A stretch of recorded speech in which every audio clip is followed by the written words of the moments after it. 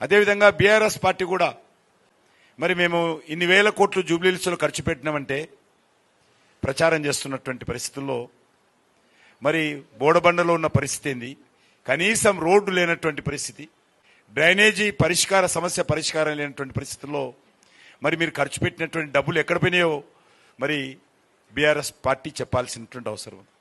మేము 11 సంవత్సరాల్లో వేలాది కోట్ల రూపాయలు ఖర్చు పెట్టాం జూబ్లీహిల్స్ అని చెప్పి బీఆర్ఎస్ పార్టీ చెప్తా ఉంది. గ్రామాల నుంచి వచ్చినటువంటి లేకపోతే ఇతర పార్టీలకు సంబంధించినటువంటి కార్యకర్తలు అక్కడ పనిచేస్తున్నప్పుడు మీడియా వచ్చి చూస్తున్నప్పుడు ఎన్నికల సందర్భంగా ఒక గ్రామ పంచాయతీలో ఉన్నటువంటి డెవలప్మెంట్ కూడా జూబ్లీహిల్స్లోని అనేక బస్తీలో లేదని, ఒక మండల్ హెడ్ క్వార్టర్లో ఉండే డెవలప్మెంట్ కూడా జూబ్లీహిల్స్లో కొన్ని బస్తీలో లేదనేది వాళ్ళు చెప్తున్న విషయాన్ని మనం చూస్తా ఉన్నాం. పాదయాత్ర చేస్తే ఖచ్చితంగా ఈ యొక్క డ్రైనేజ్ ఓవర్ఫ్లోనే తిరగాల్సినటువంటి పరిస్థితి జూబ్లీహిల్స్లో కనిపిస్తూ ఉంది. మరి బీజేపీ సంబంధించినంత వరకు మేము ప్రచారం కొనసాగిస్తూ ఉన్నాం.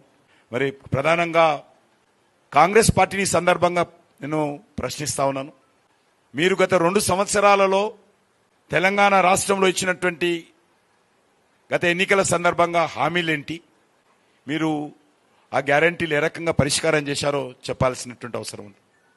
2024 డిసెంబర్ లోపల మరి ఈ యొక్క 6 గ్యారంటీలు పరిష్కారం చేస్తామని చెప్పి కొన్ని విషయాలు చెప్పారు. ముఖ్యంగా ఉద్యోగాలు. ఈ రకంగా అన్ని పత్రికల్లో కూడా ఫ్రంట్ పేజ్ ఎలక్షన్స్లో అడ్వర్టైజ్మెంట్ ఇచ్చింది కాంగ్రెస్ పార్టీ. మేము 2 లక్షల ఉద్యోగాలు భర్తీ చేస్తాము, డిసెంబర్ 2024 లోపల జాబ్ క్యాలెండర్ ఇచ్చారు. ఎప్పుడు ఏ ఉద్యోగాలు భర్తీ చేస్తామో ఇచ్చారు. మరి ఆ 2 లక్షల ఉద్యోగాలు ఎక్కడ పోయినాయో, జాబ్ క్యాలెండర్ ఎక్కడ పోయిందో తెలియదు. 2 సంవత్సరాలు కావస్తుంది. అంతేకాదు ప్రతి పెళ్లి చేసుకున్నటువంటి అమ్మాయికి తులం బంగారం ఇస్తామని చెప్పారు. ఏ ఒక్క పేదవాడికి కూడా, పేద కుటుంబానికి కూడా పెళ్లి జరిగితే తులం బంగారం ఈ రోజు వరకు ఇవ్వలేదు. మహిళలందరికీ 2500 రూపాయలు ఇస్తామని చెప్పి మాట ఇచ్చారు. ఏ ఒక్క మహిళకి ఇంతవరకు అది ప్రారంభం కాలే. పొదుపు సంఘాలకు కేంద్ర ప్రభుత్వం లోన్లు ఇస్తుంది బ్యాంకుల ద్వారా.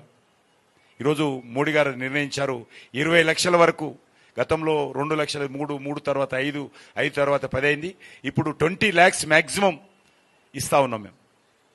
దానికి సంబంధించినటువంటి వడ్డీ మేము రాష్ట్ర ప్రభుత్వం భరిస్తామని చెప్పి గతంలో రాజశేఖర్ గారు ఉన్నప్పుడు భరించిన తర్వాత టీఆర్ఎస్ పార్టీ నిర్లక్ష్యం చేసింది.